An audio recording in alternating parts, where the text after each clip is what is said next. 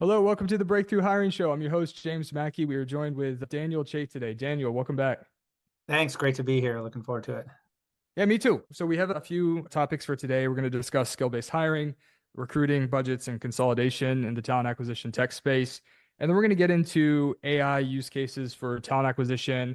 We're going to talk about the most sought after use cases. We're going to talk about the use cases that may be more or less so technically feasible, risks associated with different use cases, and also maybe just brainstorm a little bit on what AI's use cases are essentially just going to become table stakes, but then also what does the future look like? What types of issues are going to be people are going to try to tackle Yeah. over the next couple of years? Awesome. This is going to be a lot of fun. Looking forward to it. Yeah, me too. So I guess let's just start with skill-based hiring. I You mentioned that this is something that's top of mind for a lot of people right now.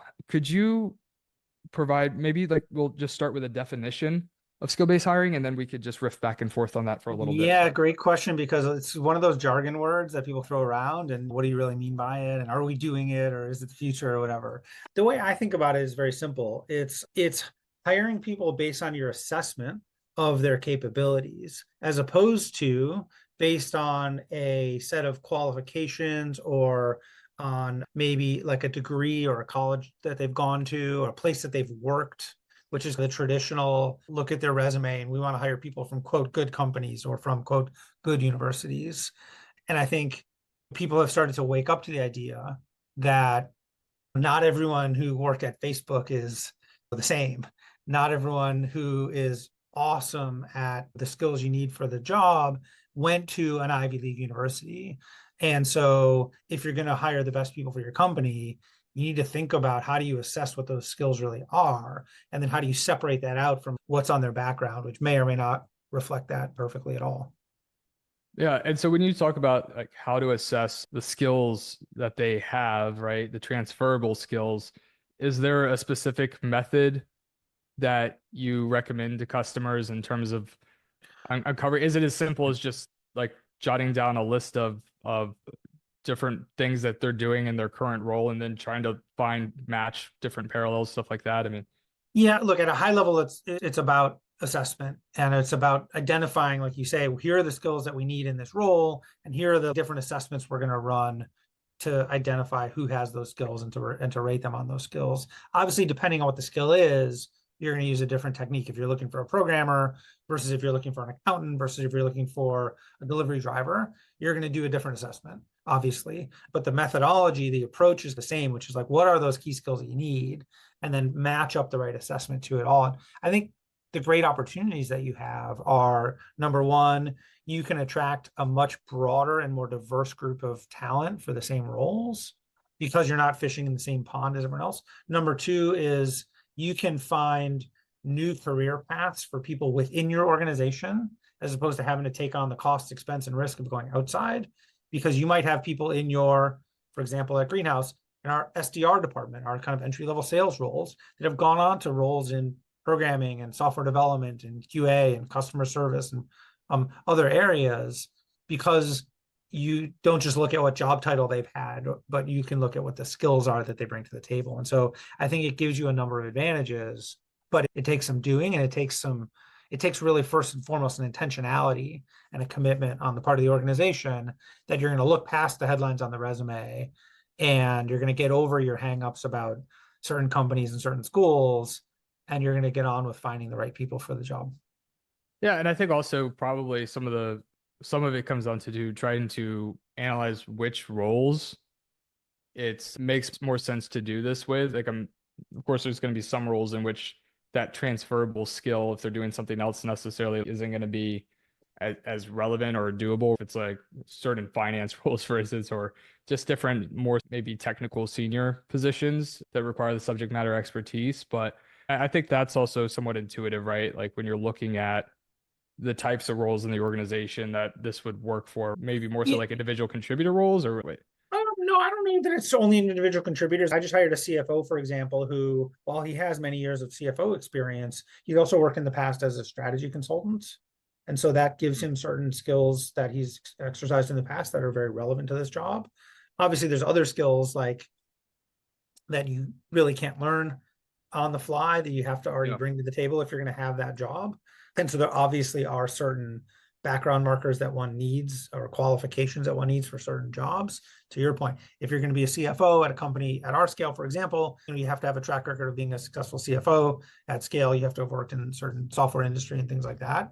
But other parts of many jobs, including that one, are very much a transferable skill that you can pick up in other areas. And so I think when you're looking at most roles that you're hiring for, you probably have the opportunity to identify some or all of the skills that you need and find people who bring those skills inside and outside your organization, as opposed to just looking at the kind of background markers that they have. And I think the pandemic era was really a big change in mindset for a lot of people, because all of a sudden kind of remote work was everywhere and the office dissipated into work from home. And so everybody's just a different Zoom box on your screen. And it opened people's eyes up to the fact that, hang on a sec, if I don't even have to be in the same room as you to get work done, like maybe my beliefs about where you used to work are also don't necessarily hold up. And I think it opened up a lot of people's, you get the Great Resignation, you had tons of people moving and changing jobs and rethinking lots of things. And so I think that created the conditions under which we're now seeing skills-based hiring take on a more central role in how companies hire. Yeah, I think so. And I think to some extent too, people that are in talent acquisition have always tried to broaden the qualification requirements, right? Maybe bias too far in the other direction to some extent. But so I feel like it's, if you come from a recruiting background, this is a little bit more intuitive of a concept. Totally. The reality is there is, of course, a middle ground. And just in the early days of starting Secure Vision, we working on a lot of sales openings, and the qualification, it was closer to 10 years ago, there was still a big push for college degrees. And that was something that was, and sometimes like specific types of degrees and from certain types of schools. And it was a little interesting. And even if somebody had a great quota accomplishments or references, there was like these hard requirements. Another one that I thought was a little bit overkill was there was a huge demand to have people that come servicing the same industry. So a salesperson that was selling a SaaS product to a specific type of, maybe a company that has customers in real estate, or just very nuanced things. In some cases, I think like that kind of stuff might be relevant if it's a really technical cybersecurity product. I don't know. But generally speaking, it's like the transferable skills of, okay, has this person sold enterprise SaaS products, like a similar sales length deal cycle? Exactly. Yeah. Can you do discovery calls? Can you take good notes? Can you do the right type of follow-ups? And probably if you can sell a 300K ACV SaaS product to your example, real estate, you could probably also sell that same product or a similar product to a different, industry. Yeah, I don't know. I just think that a lot of folks over-index like how difficult selling to their customer base is, and sales is hard. It's not necessarily because of the types of customers you're selling to. It can be, but I think a lot of folks over-index on that. And the other thing that like the one hang up specifically to stuff like that is they're like, it just takes so much time for someone to learn what we're doing. And you want people that are adaptable, and quite honestly, you do need somebody that has, in some of these roles, maybe a fair amount of raw intelligence. The right person should be able to figure it out. But that's right. And look, I think it reflects a really outdated mindset about what's available today to learn and how easy that is versus when I began my career in the 90s, it was like, oh, that person has a Rolodex. To take your example one step further, that person brings a Rolodex in the real estate industry. That's really helpful because like you didn't have any other way to get those people. So if you wanted to sell to that industry and you had a salesperson that knew the top 100 accounts and had their phone numbers, that was really an asset. Today, needless to say, all that information's out there. I don't need that Rolodex, quote unquote. I have the same 700 million LinkedIn profiles access that you do. And that's on the ground kind of knowledge of like how to get a hold of someone or how to learn about a particular industry. You had the World Book Encyclopedia. It was like a shelf full of 20 books that was all the knowledge you were supposed to have. And beyond that, it was in people's heads. Now there's so much available information. There's classes online. There's so much ability to connect with other people. And so I just think the whole notion of learning on the job is way different than it was half a career ago. And I think in hiring, we're just starting to come to terms with what that means. And the fact of what a transferable skill is, I think is a lot broader than it used to be for that reason. Yeah, and I think honestly, I was recommending skill-based hiring before I even really knew that was the term for it. I mean, that Same. was typically what I was going for. I think that one way that I put it, and I don't know, I would post about this on LinkedIn, and it seemed to get a lot of traction or resonate with a lot of people. Is I feel like there's a fair amount of roles within companies that not only can you do skill-based hiring, and that makes sense, but in fact, sometimes you can get more ambitious, hardworking people if they haven't done everything you're hiring them for. So I would say like hire for some roles, it makes sense to hire somebody who's done 70% of the job, and it's the 30% they haven't done. The 30% they haven't done is why they're going to accept your offer. It's Yeah, some that growth. growth, right? And honestly, many of the best, I don't know if all, but many of the best employees that I've hired at Secure Vision and I've helped my customers hire are folks that haven't done 100%. They've done 70% of it, and 30% that they haven't done it right. And that's just like a rough estimate. I don't have like data per se. It's just my own experience, what I've seen. I try to get people that have a foundational understanding, but there's stuff that they haven't done. And it just never concerned me too much. There are different roles. Like for a CFO, I want them to have done everything that I Yeah. need them to have done. I don't want them You learning should on the know how job. to like present to a board and Yeah. financials to the company and stuff for sure. Yeah. Yeah. Um, Like that's like the strategic person that's supposed to be like way better than you yeah, at a yeah. specific, very strategic function that's like very high risk if it's done wrong. But for a lot of jobs, yeah, like sales roles, recruiting roles, even a lot of engineering Programming, roles. there's a emphasis, in programming. Can you learn a Yeah. new programming language or a different database or a different architecture? Absolutely. Do Yeah. you have the kind of fundamentals? And I think you'll see that in a greenhouse scorecard that a customer of ours will put together. Here's the kind of must-have non-negotiables that they can't learn on the job. Here's the sort of nice to have. It'd be great if they brought it to the table. And then here's some growth opportunities. And it's a great way to think about, as you say, what's the not only how are we assessing that person, but what open space are we giving that person in this job to grow and learn, which is a big part of why people take jobs. Right. So I think, and to your point that you made earlier, I remember when I first heard this jargon of skills-based hiring, I was thinking like, yeah, duh, obviously you hire people that are good at the job you're hiring for. But it took me a minute to learn that there's a whole other philosophy that people have around credential-based hiring. And so you just look at these markers on their resume of what companies they've worked at, what schools did they go to, what degree did they have. And for some of us, it's really obvious that you should look at the skills, but there's a whole group of people that are still not there yet. Yeah, and I think too, there's that nuance of understanding when credentials really matter and specialization. Like when we're going to a doctor, we want somebody who's specializing in that very small specific thing, like your ankle. Somebody who's like focusing on like one specific little thing. But that's just there needs to be this awareness that there's different approaches and when to use one or the other Yeah, is the point. Yeah, I think just for us, it probably just comes very intuitively, that's just great. as a result of our life experiences in this space. But it's certainly not. And there has been a big shift just since in the past decade. I've seen companies, a lot fewer companies and leadership teams that are driving hard on some of the things we were talking about in terms of the credentials and whatnot. They're more Yeah, so. yeah. What it means though, and then maybe this is maybe enough said on this topic, but I think the last thing I would say is what it means is as an organization, if you're going to make this shift, you have to be good at assessment. You actually have to be able to develop some conviction internally that you've figured out this person and you know what their skills are, because you're not going to just rely on the credential.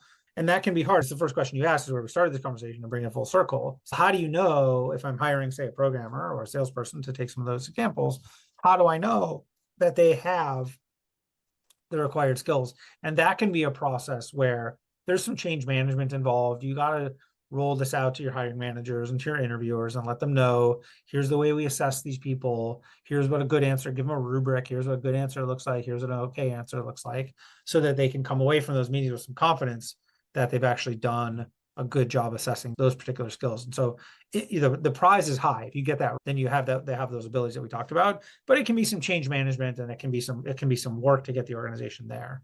Yeah, I think so. For some of the programming roles too, we've just had companies simply do technical evaluations on, okay, we really need somebody to know this language. But if they know these couple things, then we know they can pick up X, Y, and Z. And so Yeah. the primary evaluation is on the foundational stuff that they know is super important. And then they know if, okay, if the candidate aces these things, then Yeah. we might be able to ask some broader technical questions about, hey, so in this project, how would you think about solving X, Y, and Z? And you can understand some more behavioral and technical like acumen, but that's usually just a fairly straightforward way of determination. I think it's the hiring manager's understanding of the role makes a big difference there too. Yeah. Okay, what's really the hard stuff to learn, and assuming that they understand more of a skill-based hiring approach, or they value a skill-based approach, I should say. Yep. Well, Totally. cool. Yeah, I think that's a good stopping point for that topic, and then we can move on to recruiting budgets and consolidations. This is a shift that you started talking about with me, I think, of a couple podcast episodes ago or whatnot, and this has been a common theme Yep. with recruiting tech leaders that I'm talking with, and particularly when it comes to their product roadmaps and Yep. how they're thinking about the future. They're looking at ways to essentially get stickier, offer different products, taking more of a product suite approach to Yep. their solution. I'm seeing a lot more people talk about like acquisitions, looking at different startups that can make their like product suite more comprehensive or have a more like a workflow that goes from end to end for the hiring process. And there's just a lot of thought and consideration in terms of like how companies are thinking about positioning and offering different products. And then, of course, that's influenced directly by how companies are buying. So this shift is happening. Yeah. Like companies are looking for all-in-one solutions. It's just interesting now because it just seems like that's almost like across the board right now. It's Yeah, something absolutely. So just to start with on this, that's a great topic that you raised. Is just to start with, we're now in the third year of this kind of elevated interest rate focus on profitability versus growth across the board. This is not about hiring or recruiting tech. Every company, especially every SaaS company, is feeling this. Every B2B seller is in some way or another grappling with their buyers having an elevated level of scrutiny around every purchase, looking to save money, looking to be more efficient. And it's very much become the norm in any kind of technical sales environment, save for a very small number that seem to be immune to the laws of gravity. But for most of us out there selling technology, whoever you are, to businesses, you're feeling this pinch, and you have been now for going on 3 years. And so start with that. Then you zoom into what's happening in our little neighborhood. And to your point, our buyers are often hiring less recruiters themselves to handle more candidates. And at the same, which we'll talk about the more candidates thing when we get to the AI stuff. And at the same time, having less resources available, having less tools, having less automation, wanting to simplify, wanting to consolidate, wanting to buy fewer things from fewer vendors, spend less money, have it all be more efficient. And so those are great goals for teams to have. As a vendor, it creates challenges and it creates opportunities. And so I think it's an interesting moment of transformation within recruiting tech right now. Yeah, definitely. It's really interesting to see the different strategies. And I'm wondering too, it's like from a buyer position, it's looking at what are the primary use cases that they're considering with different product suites. I think, yeah, Yeah. again, I'm seeing this shift of there's products at different parts of the workflow that are plugging in and integrating with tools like Greenhouse, for instance. And I'm starting to see, okay, the category leaders of all those different parts of the workflow are now just purchasing startups that can provide like the additional parts of the workflow for this all in one. And so I'm just curious, is there anything you could share in terms of when you're speaking with customers or prospects or when your team is, are there key pieces of functionality that they're looking for, maybe outside of the applicant tracking system or the hiring operating system rather that you do? Like what other use cases are they pressuring you guys, or like are they really asking you about right now? Yeah, I think you said it. It's this idea that like you had this applicant tracking system, and then you had all these other point solutions that you were going to do to be the best at everything.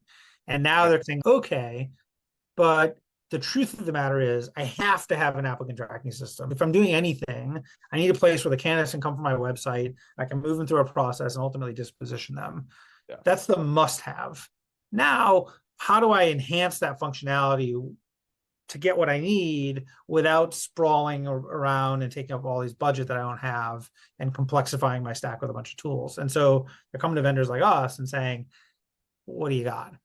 And so for us, it's, you just look at the investments that we've made and the products that we've launched, it tells the story. It's, first of all, some sourcing tools. So you can do more of your sourcing natively in Greenhouse, whether that's, hey, I've got a candidate, I want to look up their email address and I don't have to buy third-party technology. I can do that right in Greenhouse. I want to send them a cadence of emails and get them outreach as a prospect and ultimately recruit them into being an applicant in a hiring process, whether it's internal mobility and posting internal jobs on a company job board, whether it's more sophisticated tools for scheduling and logistics and like the candidate experience side of it, where I think just the basic calendaring becomes difficult. I think certainly reporting and analytics is an area where we've released tons and tons of new features, dashboards, visualizations, automatically schedule reports that can go to hiring managers, like all the stuff. So you don't have to have Greenhouse and a reporting tool and visualization and business intelligence software. You can do it all right within the product. Those are some of the main use cases. But we're seeing even e-signature. We just bundled an e-signature tool with Adobe e-sign, texting. We're now in market with the ability to bring in a third-party texting tool from Grayscale and bring that in under Greenhouse as like one purchase, one buyer, one throat to choke, one order form. And so we've really been the system of consolidation of recruiting tools in those ways.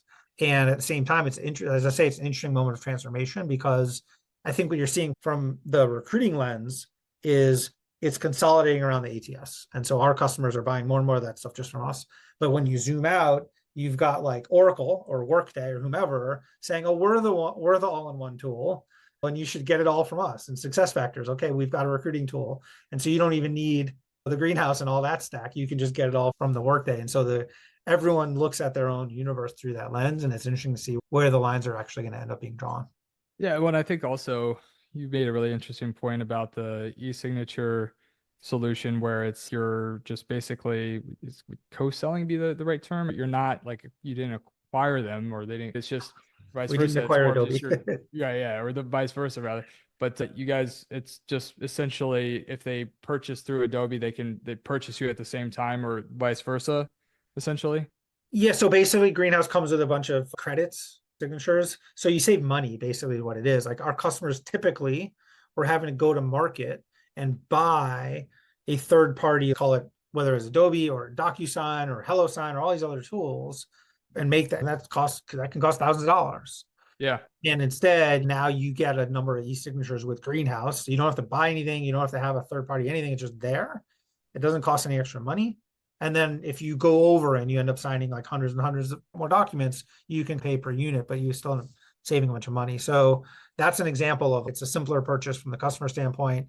Security, purchasing, IT are all satisfied, and it costs a lot less money. But yeah, that's also in a way that's really nice too, right? Because you're not just, even if you do an acquisition, then it's like everything becomes your problem Yeah. in terms of the product and making everything work. So it allows people to, in a sense, stay in their own lane, but provide that shared functionality. So I'm wondering, like, if we're going to see even more of that. I think I've seen some other companies, they're just basically trying to acquire like crazy to build this entire end-to-end workflow. So I am seeing a couple companies do that too. So it's interesting. How do you like, is there a way that you decide? I'm just really curious about this, honestly. Is there a way you decide whether you're going to acquire a point product, or partner with a company like Adobe? How do you? Yeah, we call it, it's literally that. It's like build, buy, partner. Okay, this is the solution we want to be able to offer. What's the path? Build, buy, partner. And pros and cons to each. To your point, some of it has to do with, is this a technology that we can differentiate and build our own? E-signature was pretty clearly an area. It was like, nope, that's been done. Yeah, that's not. We're not going to build a better, more reliable e-signature infrastructure than Adobe. That's too big of an admission. And so it's widely accepted among the customers, and it's very mature technology. And that's a great way for us to bundle it and include it. And we've done that with background check tools. We've done that with all kinds of stuff. On the other end of the spectrum, when we did our approach to sourcing, when we did our approach to onboarding, we decided to make acquisitions because we identified companies who we thought really solved the problem nicely, really had built good technology, was very compatible with what we had. That was essentially what we would want to build, but already built. And so it's just like, hey, we could build it ourselves, or we can make the acquisition and you're 2 years ahead of the game, which is a speed to market thing. Yeah. So often if you're in that question of buy versus build, it comes down to, is the right company or product available on the market when you want it in a way that gets you to market quicker and that the economics make sense. The partnership is really interesting because on partnering, we have a huge number of partners. We have 500 some technology partners, and our customers use a ton of that stuff. Our customers on average use like a dozen partners. And so they enjoy a lot of that. But when do we decide to say we're going to do a more targeted, more strategic partnership, a go-to-market like we've done with, say, Grayscale or Pave or Adobe or Checker or on, is when we have an opportunity to create a win, meaning a benefit for the customer, a benefit for the partner, and a benefit for us, all through these partnerships. We can add value, we can make the buying process easier, we can save you money, we can put it all together under one umbrella, we can deliver it more efficiently. That's a great win. And so we look for those opportunities, and increasingly we're now a one-stop shop for recruiting technology through those kind of more strategic go-to-market partnerships like that. Understood. And so my assumption would be that in addition to an applicant tracking system, and I'm curious if you could validate this or your Yep. thoughts. I would assume sourcing would be the next most valuable, the next biggest value proposition. Is that accurate? Yeah, sourcing's where a lot of the money is, for sure. Okay. Especially historically, right? Because companies would spend a huge amount of dollars on everything from LinkedIn to ZipRecruiter to Indeed to Seek to staffing firms and recruiting agencies and on. So there's a huge amount of dollars there.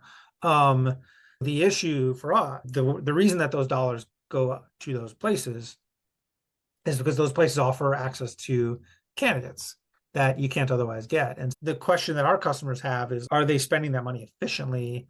Are they aiming their dollar at the right source? Are they getting the right bang for the buck? And is it strategically aligned with the type of hiring they're trying to do? Or are they actually spending it somewhere that they could be spending it more efficiently? So those are the kind of questions our customers are looking to answer. So one of the things too you mentioned is that you're talking about doing more sourcing natively within Greenhouse. How does that work with LinkedIn? Like what does that workflow Yeah, look like? so again, we're not going to replace LinkedIn. You're never going to have, LinkedIn has basically everyone's professional profile online. It's like this one of a kind asset in the world. It's fantastic. Many of our customers, most of our customers use it. And so the question is, how do we help them use it better? How do we take advantage of that connectivity? So there's a program called LinkedIn Recruiter System Connect. We've been long time leaders in that space. We've got a fantastic integration. You can send like InMails, which is LinkedIn's kind of proprietary messaging system, to a candidate through LinkedIn. It shows up in Greenhouse in their activity feed and vice versa. So it's like a really nicely integrated experience as a recruiter. You don't have to worry about data being out of sync between those two. I know if I come across your LinkedIn profile that you're already in my Greenhouse database and vice versa. So that all works great. There's a financial component to it that's quite separate. Like customers today, they buy their LinkedIn seats from LinkedIn, they buy their Greenhouse from us, then they go in and they enter the program keys and the tool gets connected up. And we aren't involved in that at all. We definitely hear a lot from our customers that they're starting to feel like LinkedIn's a bit pricey. And they worry, where does this go from here? Like how many more years are we going to keep giving so much money to LinkedIn for access to that database when what more are we getting out of it? And so I think we're starting to see some pressure from customers on LinkedIn because it's so expensive. Yeah, I am seeing that as well. I'm seeing that as well. Yeah. And I think LinkedIn's pricing strategy is interesting, and they've really stuck to their guns, right? They're sticking to their guns. They're really not budging. And God bless them. I have a lot of respect for them. We work very closely with LinkedIn, and they do occupy this really unique space in the ecosystem where they can command that sort of premium monopoly pricing. And so they do, and they're good at it. And so you hear this pressure. You don't yet see as anyone leaving it because like you still can't get away from it fully. And so I'm just more saying it as observers, like I Right. wonder where that heads. I wonder how long they're able to maintain that or what the pressures may end up being. I don't know. I I think don't know. people are looking at a lot more data sources and looking at using different sourcing technology. Yeah. And also there's this feeling too that in some cases in-mails might be a little oversaturated anyway. That's a whole nother that's a whole nother Oh, well, podcast that I probably. mean, that's right though. That also can create an opportunity if, and I'm not sure, I would want to see more data on that specifically to the extent that emails or whatever, just different data sources, different outreach strategies could potentially increase response rates and then allow you to bring down the number of LinkedIn licenses you have. So you Yeah. have a better split between in-mail and email.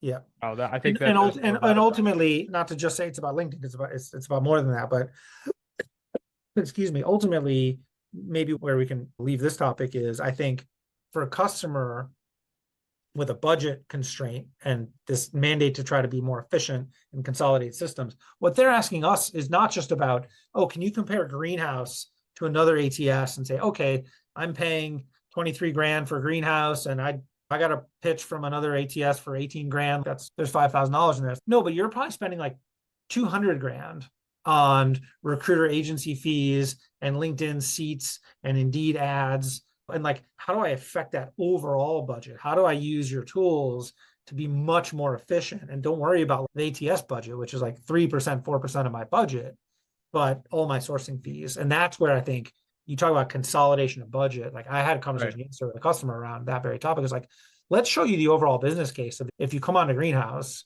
how do you actually spend a whole lot less money? How do you take a zero out of that bill? And then the ATS is like a drop in the bucket compared to where the real dollars are. And so we're seeing a lot of that pressure on those companies on in that space too. And I think we have a lot to say about how customers can do better.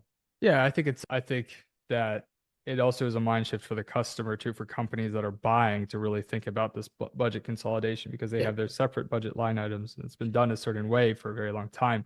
Yep. And getting them to rethink, because particularly coming in as an existing vendor that's expanding services, you're starting to get them like, no, we don't just do this, like we can also package it with this, and overall like the pricing is a lot more competitive, right? It's interesting. Yeah, let's move into AI. And I think we've had a couple of prior conversations on AI and talent acquisition. I think primarily concerning more like top of funnel activity, particularly when it comes to just number of applicants and how companies are leveraging AI for resume matching and potentially qualifying to some extent based on resumes and whatnot. But I'm curious, are there any, let's just go through a quick update on the use cases that you see are in the most demand and the use cases that are like the most technically feasible, like they're the ones that people are really using right now. And then we could just maybe move on from that into, okay, what's the future really going to look like? Yeah. Right. Yeah. So it's a great question. Look, the one hot button question here is using AI as like a matching algorithm at the top of the funnel to weed out or select in who gets to the hiring manager. And the reason I say it's a hot button issue is I was just having a chat on LinkedIn. It happens almost every week. Someone raises this question like, the ATS is filtering me out, right? There's an AI in the ATS, and when I apply to jobs, like I'm not getting through, and the AI hates me. And then me and all the other ATS companies jump on the thread, and we're like, we don't do that. That's not how our product works. We don't use AI in a filtering capacity and a matching the top of funnel capacity. And like candidates are persistently worried that's what's happening. And I think there's reasons for it that are very understandable, but that's always a big hot button issue, both because it's the thing that candidates keep worrying about because they're not getting through, and they assume it must be that the machine is unfairly filtering them out. And on the other side, the customers keep asking for that feature, like they actually want it until they Right. realize what the risks are and they realize, oh, got it. So there's regulation around use of AI in hiring decisions that places us at regulatory risk. There's bias, there's proven bias in these algorithms that jeopardize our ability to actually find the right talent.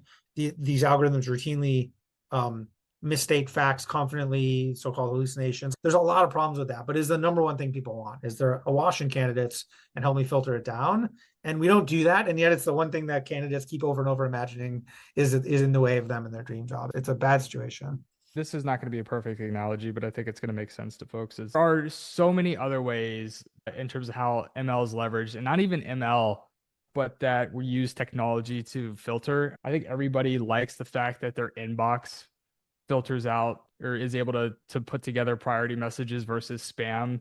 Nobody these days wants to live without that feature. So it's just like this thing is the reality is it could be an emotionally painful thing when you're not picked for a job. Yeah. And I think the reality is people are not going to like it, whether it's a person reviewing it or a technology. But the reality is that the technology is going to get to a point where it's evaluating the profiles more accurately than a human will. Now, there's risks, right? And there's risks, I think you had mentioned before, like of it compounding or whatnot, and everything you said about the hallucinations is true, and there's these issues. But in my opinion, like this is just going to be how it's done. Like you would hope so, and you would hope so, and you would think so. So I think it's a smart bet to say it'll get there. It's very much not there now. Yeah. And so the whole question is, what can we do? What can we do now? And there's a lot of stuff to say there. We should talk about that.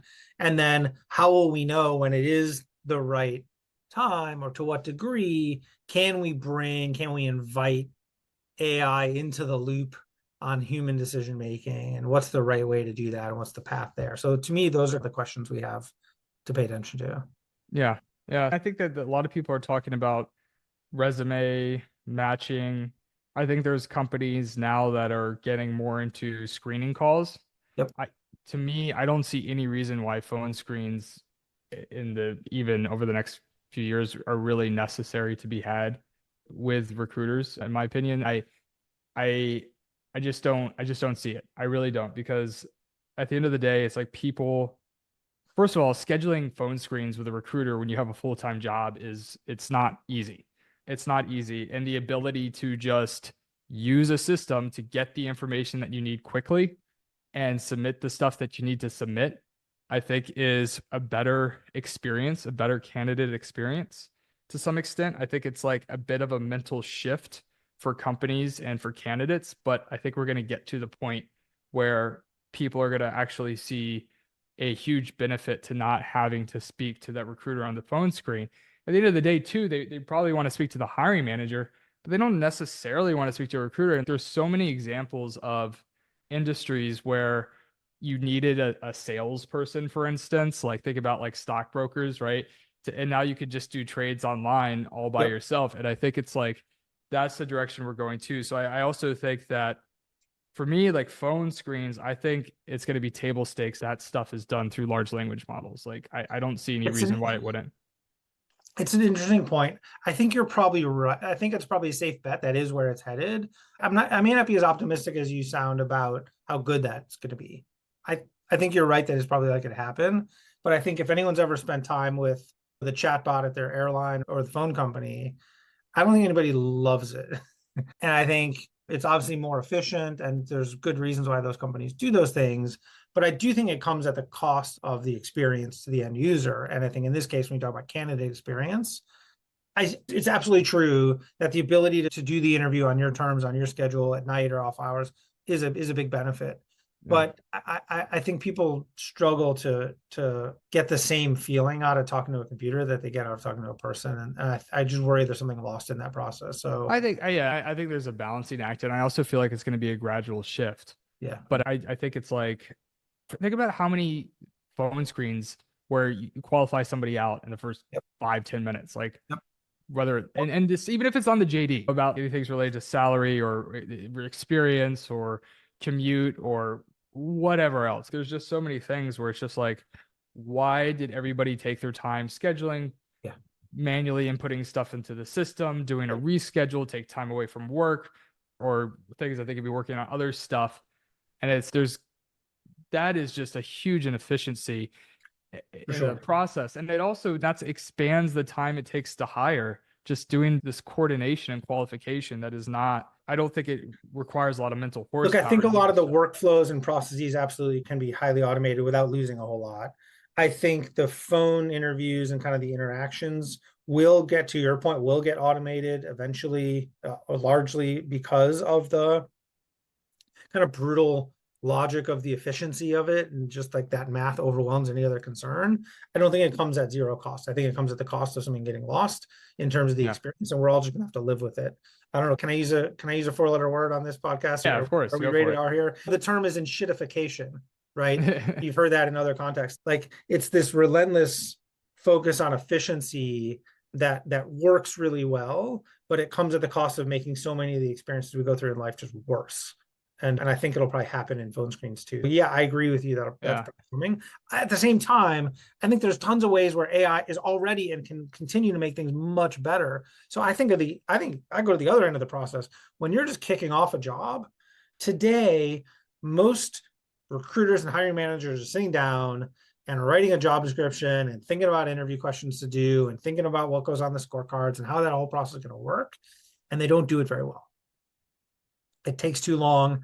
The content isn't very good. There's no continuous learning. There's a complete lack of consistency. And I think there's a world in which AI is really helping solve those problems and make everything much better, because you're probably not the first person to write a job description for a data science expert or an accountant or a sales development representative. And so when you go sit down at Greenhouse in the future to hire that person, my vision is that Greenhouse can be a lot smarter at partnering with you on how do you write that job description, even what do you call it, what do you pay that person, what should you assess for, how many interview stages should you have, who on your team should do which of the interviews. Like, all of the things can be made much better with the amount of data that we have and the amount of intelligence that we can apply to that data. So I do think there's a ton of promise in making things better through AI and machine learning that we're actively pursuing. Yeah, absolutely. Do you have a hard stop in 2 minutes, or can we run a little over? Because I have questions, but I do. Unfortunately, I'm gonna have to run. okay. Yeah. So I think what you're talking about is like taking role requirements from hiring managers and then basically creating, maybe even doing some like automated prompts to do ask follow-up questions to put together a job description. Like that stuff is happening.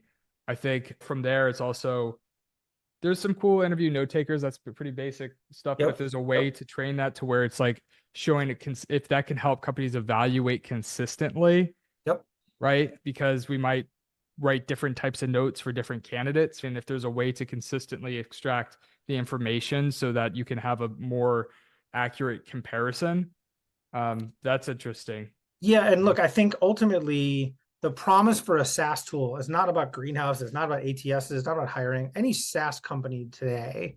I think the promise that you have of the role that your product can play vis-a-vis the customer is tremendous. It used to be that the computer screen was like a form, and the user would fill in the form and hit save and store it in the computer, and that was what the computer did. And like the first version of Greenhouse was like a nice version of that. Where we are now and where it's going, I think, for SaaS businesses of all types, is your product can play these two really important roles for your customer. It can be a concierge and it can be a coach. A concierge is someone who does stuff for you, makes your life easier. You give it a simple request, it intuits what you really mean, helps you do it more efficiently and better than you could on your own. And a coach, they give you feedback, they look over your shoulder, they make you do it better, they help elevate your game. And I think SaaS tools armed with tons of data and with AI and machine learning can play those two roles much more effectively. I think if you think about the future of where AI is headed in SaaS, it's in playing those two roles better. Last thing I'll say, it's interesting though, is that it seems that you think in a sense that help with evaluation is actually a more realistic use case. And tell me if I'm wrong, more realistic use case for ML than actually matching in an early stage qualification, which is a mental mind F. I want not to use that Yeah, that exactly. 4-letter word, but it's just, that's interesting to me. Did I say that? Yeah, because I think in my formulation of it, it's there with you and it's helping you Yeah. do your job better, either by taking stuff off your plate or by helping you imagine or do things in a more elevated way, versus putting the person out of the loop and replacing you with a machine, which I just think can go south in a number of different ways, some of which, as we talked about, are inevitable and are just going to make things more efficient but worse. And other ways are like, they may be still risky and may create more problems than they solve. And so may take Hmm. longer to get there. But yeah. Yeah, that makes a lot of sense. So this is a lot of fun. Daniel, thanks for coming back on the show and sharing all of your insights with us. Always a pleasure. Great conversation. Thank you. Likewise. All right. Thank you. Bye.